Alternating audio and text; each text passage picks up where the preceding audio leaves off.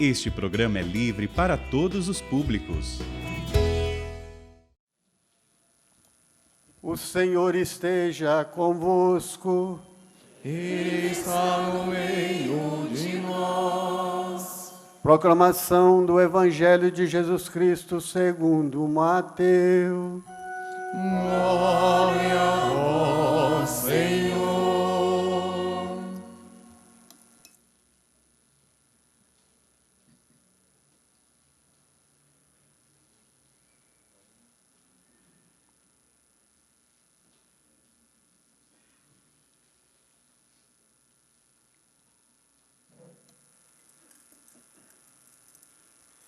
Naquele tempo, Jesus pôs-se a dizer: Eu te louvo, ó Pai, Senhor do céu e da terra, porque escondestes essas coisas aos sábios e entendidos, e as revelastes aos pequeninos. Sim, Pai, porque assim foi do teu agrado. Tudo me foi entregue por meu Pai, e ninguém conhece o Filho senão o Pai, e ninguém conhece o Pai senão o Filho, e aquele a quem o Filho o quiser revelar.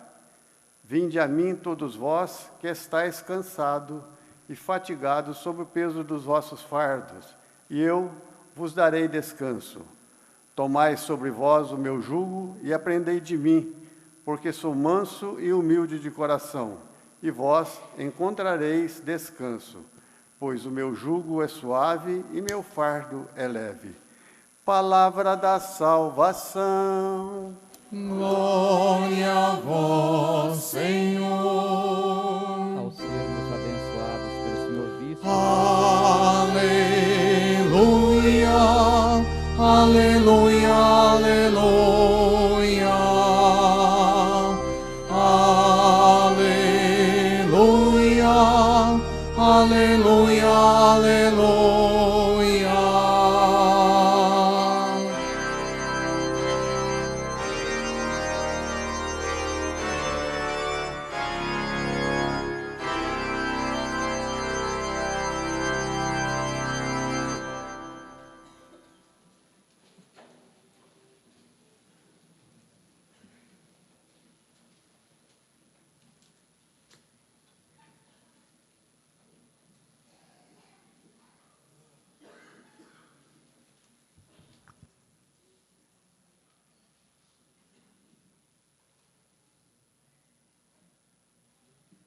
Irmãos sacerdotes, queridos fiéis em Cristo, saúdo também o nosso pároco cônego Marcos, que juntamente com o Padre Cleiton e Padre Edinho tem a responsabilidade de pastorear esta parcela do rebanho do Senhor aqui presente na Diocese da Campanha e mais especificamente nesse município de Baipendi, onde a nossa querida Beata quis viver e não simplesmente viver, mas viver a sua fé e anunciar e testemunhando pela sua própria vida o Evangelho de Cristo Jesus. Nós temos uma imagem muito bonita, que é própria dos santos e faz parte da tradição da Igreja, que hoje nos agracia o profeta Isaías, nesse capítulo 58, que é o jejum. Que todos nós fazemos, e muitas vezes a nossa Beata também fazia, como expressão de uma vida segundo o Espírito, mergulhada e voltada para Deus. E aí está o sinal, um dos sinais, dos muitos sinais que nós temos na Igreja, de modo particular na nossa Beata, da busca da santidade. Só que essa imagem do jejum, ela não pode ser desvinculada daquilo que constitui a justiça e a caridade. E é nisso que se pauta o evangelho social, que nós chamamos na Igreja a doutrina social. Me perguntava agora no início da celebração, por que os pobres eram, portanto, os destinatários prioritários da vida da nossa Beata Inha Chica. Então, esses dois textos que nós vimos, tanto do Evangelho de Mateus quanto de Isaías, ilumina a resposta. Porque aqui está todo o sentido. O que nós podemos aparentemente fazer na nossa religiosidade, desvinculado desse amor caritas, um amor oblativo, um amor sacrificial, sem reserva, de renúncia da própria vida, voltada, portanto, para os mais necessitados. Então não pode ter essa dicotomia entre uma prática religiosa e aquilo que espiritual e aquilo que no nosso comportamento nós fazemos como uma discrepância em relação à própria palavra de Deus. No meu testemunho que eu dei para a festa da Beata em Axica, que ficou gravado nas nossas mídias sociais, eu falava exatamente que um aspecto fundamental e autêntico de uma santidade é permitir que a palavra de Deus possa iluminar a nossa existência. E talvez a nossa Beata tenha tido, e certamente teve, essa perspicácia de, mesmo no seu analfabetismo, saber da importância da palavra de Deus e colocá-la no centro da sua vida e da sua espiritualidade. Por isso pedia, percebendo esta importância, que alguém lesse a palavra de Deus para ela, porque sem essa palavra de Deus, ela não conseguiria nutrir a sua fé, crescer espiritualmente para Deus e nem tampouco frutificar em obras de caridade, que é a tríplice dimensão da vivência vocacional à santidade de cada um de nós que fazemos parte do corpo místico de Cristo, da sua igreja. E ela percebeu isto, e graças a Deus que percebeu isso. E o segundo aspecto da sua vida, que muitas vezes sobressalta em nós, é a sua espiritualidade voltada para Maria, é uma espiritualidade mariana. Mas não é o primeiro elemento. O primeiro elemento está, primeiro, o gesto de estreitar essa comunhão com Deus, oracional, à luz da palavra de Deus. Porque nós não lemos simplesmente a palavra, nós rezamos a palavra. Os santos perceberam isto, por isso essa centralidade da palavra de Deus.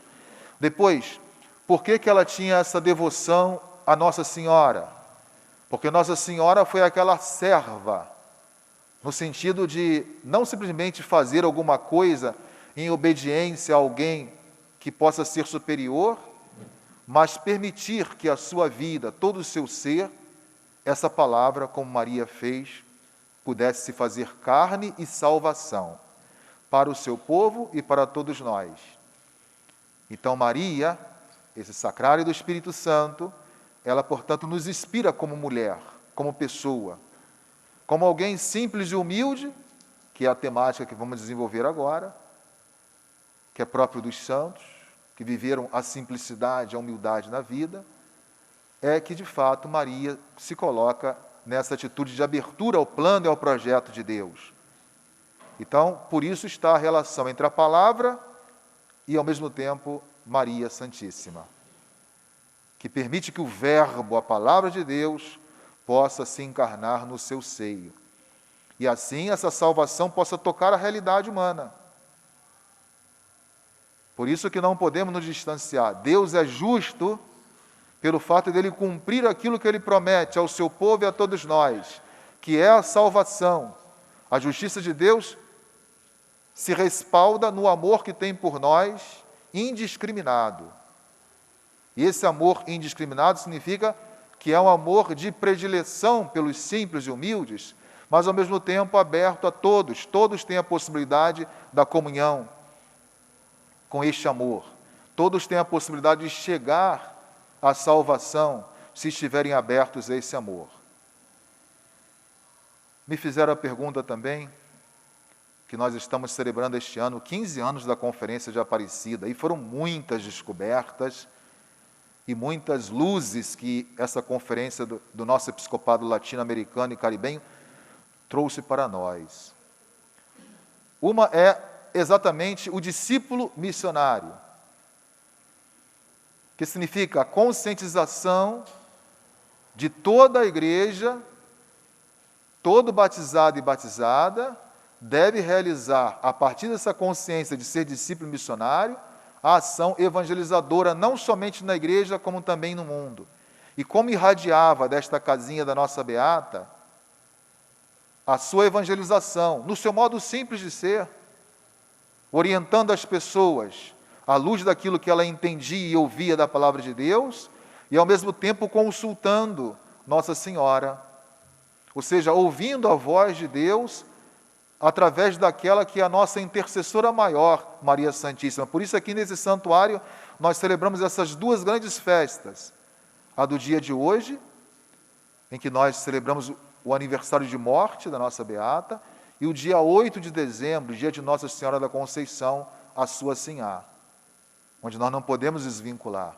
A sua morte física é exatamente o nascimento na eternidade. Por isso a igreja reconhece a nossa beata como tal.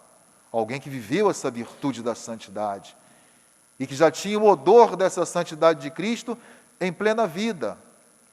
Porque os grandes santos, eles não precisam morrer e ter o reconhecimento oficial da igreja, da sua santidade. Geralmente eles deixam traços de santidade no curso da vida, que é reconhecido por todas as pessoas que tiveram a graça de usufruir desse agradável odor de espiritualidade e santidade, como fora a nossa beata. Mas isso não acontece em relação aos soberbos, né? Por isso, nessa imagem que nós temos no Santo Evangelho de hoje, retirado de Mateus 11, que é uma extensão das bem-aventuranças de Mateus, no capítulo 5 especificamente, onde vai falar dos bem-aventurados os pobres, os humildes, porque deles serão o reino de Deus. Então aí a imagem que nós temos, quando o contexto desse evangelho é que Jesus enviou os discípulos e eles retornam relatando como foi essa ação evangelizadora, agora assistidos pela força do mandato missionário de Cristo e, posteriormente, a morte e ressurreição de Cristo, conduzidos, iluminados por aquele que tem o papel de protagonizar a missão na igreja, não somente no momento apostólico, como também no presente. É o Espírito Santo de Deus, que atua em nós, como São Paulo descreve muito bem no capítulo 5 da sua carta aos Romanos, é o amor de Deus derramado em nossos corações. E assim inabita em nós, não só o Espírito, mas a Trindade Santa. Porque é o Cristo que nos doou esse Espírito, como a sua promessa, para que Ele, o Pai, pudesse fazer morada em nós, como descreve muito bem São João no 14º capítulo dele. E nós viremos e faremos morada nele. E essa morada, portanto, do Espírito não nos faz viver simplesmente uma santidade desencarnada ou isolada, mas uma espiritualidade encarnada, tangível, sensível, concreta. Então mostra, portanto, que aqueles que eram os mais sábios, os cultos, rejeitaram essa mensagem salvífica levada pelos apóstolos, e pelo contrário, os incultos, os simples, os humildes, é que acolheram a palavra. Isso surpreendeu os próprios discípulos, que talvez estivessem pensando que os mais cultos e mais sábios pudessem estar abertos a essa revelação de Deus na pessoa do seu Filho. Pelo contrário. E chama-nos, portanto, a atenção. Jesus, por isso, ouvindo esse testemunho dos discípulos, ele transforma esse relato em um hino de louvor. Eu te louvo, ó Pai, Deus onipotente, Senhor do céu e da terra, porque revelaste essas coisas aos simples, aos humildes, e ocultaste, não porque Deus quisera fazer uma dificuldade em relação aos sábios e prepotentes, mas porque eles, pautados nas virtudes simplesmente humanas, se fecham para Deus. E o fechamento para Deus significa se fechar a palavra e a plenitude da palavra, que é o próprio Cristo Jesus. Os pequenos e humildes, então, são aqueles a quem o Pai quis revelar os segredos do reino. Cristo, pela sua comunhão com o Pai, quis então nos revelar tudo o que recebera do Pai.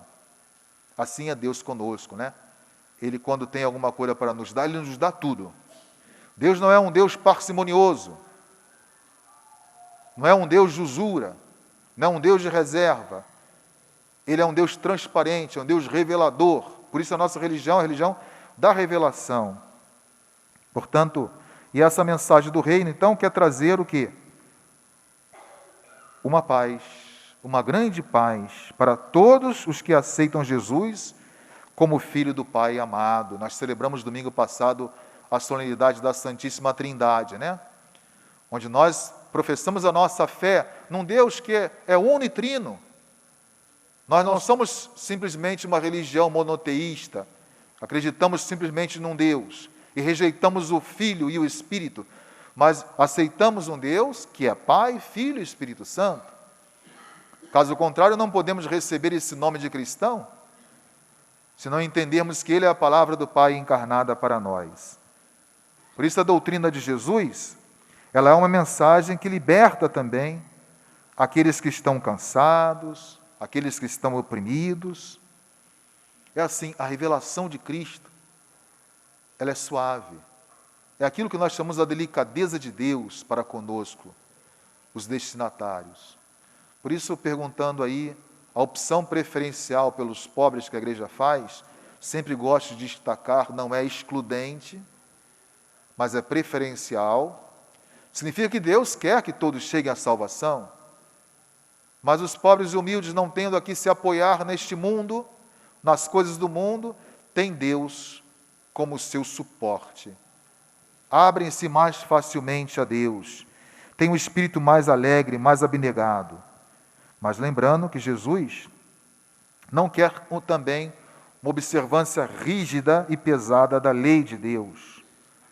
A sua mensagem não pesa, mas alivia. Alivia o drama e o peso do sofrimento dos humildes. E é isso que a nossa querida Beata fazia, né?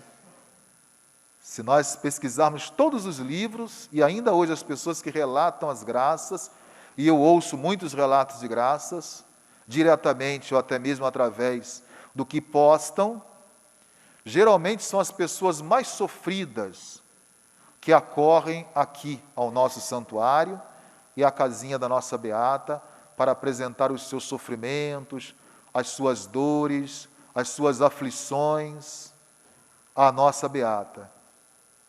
E como também vida, as pessoas vinham aqui a correr, não porque queriam descobrir o que poderia fazer no futuro. A nossa Beata não era uma espécie de uma adivinha. Não. Por isso aí está pautada na palavra de Deus e pedindo o aspecto devocional que Maria pudesse, a partir do que ela ouvia da palavra de Deus, interceder por ela, para que de fato ela levasse as pessoas ao cumprimento da vontade de Deus, que levassem o coração das pessoas à comunhão com Jesus, a comunhão com a igreja. Por isso eu tenho falado muito que ela merecia o título de ser a padroeira dos nossos leigos e leigas. Porque era uma mulher que simplesmente pela força do seu batismo, da graça batismal, viveu e buscou a santidade. Nada mais do que isso. E não queria nada mais do que isso. Basta-nos o batismo para vivermos a dimensão das bem-aventuranças. E, ao mesmo tempo, essa simplicidade e humildade de coração que nos faz nos curvar diante da vontade de Deus e não vivemos a libertinagem da nossa autossuficiência e rebeldia em relação àquilo que Deus tem para nós. E esse é o sentido mais profundo da humildade e da simplicidade de coração. Jesus quis assim traçar, nesse evangelho que nós acabamos de ler, um caminho de amor compassivo e misericordioso. Por isso, nossa Beata, que ela fazia? Gesto de amor, de desprendimento, a mãe dos pobres. Vinha as pessoas aflitas, psicologicamente, espiritualmente falando, e até materialmente falando. O que ela não podia dar materialmente para suprir a carência de alguém, ela dava sob o ponto de vista espiritual. Pedia que a pessoa rezasse, rezava também por esta pessoa, para que ela encontrasse, então, graça diante do próprio Deus. Isso porque a mensagem de Jesus, como nós ouvimos, inspirando-nos nesse Santo Evangelho, revela um Deus que ama, olhando para nós. Que beleza da Trindade que nós celebramos domingo, né? Anteontem. Um Deus voltado para uma pessoa voltada para outra pessoa. Um Deus que se entrelaça no amor de 3 pessoas, bem unidas, em perfeita comunhão, que nos inspira a comunhão na própria igreja. Nós somos igreja, comunhão e participação, que nós estamos vivendo esse período da Assembleia Eclesial, que demonstra muito bem isso. Ser igreja, comunhão e participação é exatamente não viver um individualismo, um subjetivismo, que a Aparecida chama isso de individualismo, de mudança de época. O que é a mudança de época? Uma época que as pessoas não se voltam mais para as outras pessoas, para o diálogo, para a construção da fraternidade, da solidariedade, da paz, como nós estamos assistindo os horrores dessa terceira guerra, podemos dizer, entre aspas, mundial. Porque é uma absurdidade, em pleno século XXI, vivermos esse conflito armado que estamos assistindo, e pessoas que muitas vezes se dizem religiosas, mas na prática trocam, portanto, a palavra de Deus pelo armamento bélico, em vez de se revestir da força da graça, da palavra, da santidade, da cultura do amor e da paz. São essas pessoas que não têm essa perspicácia, que vivem ainda a dureza de um legalismo, simplesmente interpretando a palavra de Deus, fora do centro da existência e da história da vida. E não é possível viver isto. Não é possível viver assim. Não é possível interpretar a mensagem de Jesus deste modo. Ou seja, por isso o Santo Padre e o Papa têm falado e insistido muitas vezes sobre a necessidade de nós nos abrirmos ao diálogo, olharmos para o outro, temos essa postura dialogal, porque é o diálogo que constrói a paz, a fraternidade, o conhecimento. Assim é a Trindade, uma pessoa olhando para a outra. Não é um Deus isolado, por isso não são 3 deuses, né? Cada um vivendo a sua vida, sem se preocupar com o outro, sem se voltar para o outro. Isso é um individualismo, que é um dos sinais também de nossa época. Quando nós damos a bênção de Deus sobre o povo, significa que Deus volta o seu rosto. Volvei o vosso rosto para nós. Que Deus volte o olhar para vós e vos dê o que? A paz. É o dizer bem, é a bem-aventurança que Deus quer de nós, que nós invocamos sobre o povo de Deus. Esse é o sentido pleno da bênção. E Deus seja a nossa paz. Jesus é a paz. Ele é o príncipe da paz. E nós temos que semear esta palavra e esta paz e este amor que o mundo tanto necessita hoje, mais do que nunca. Então, celebrar a nossa beata é celebrar o amor de Deus dirigido com carinho especial pelos pobres e humildes deste mundo.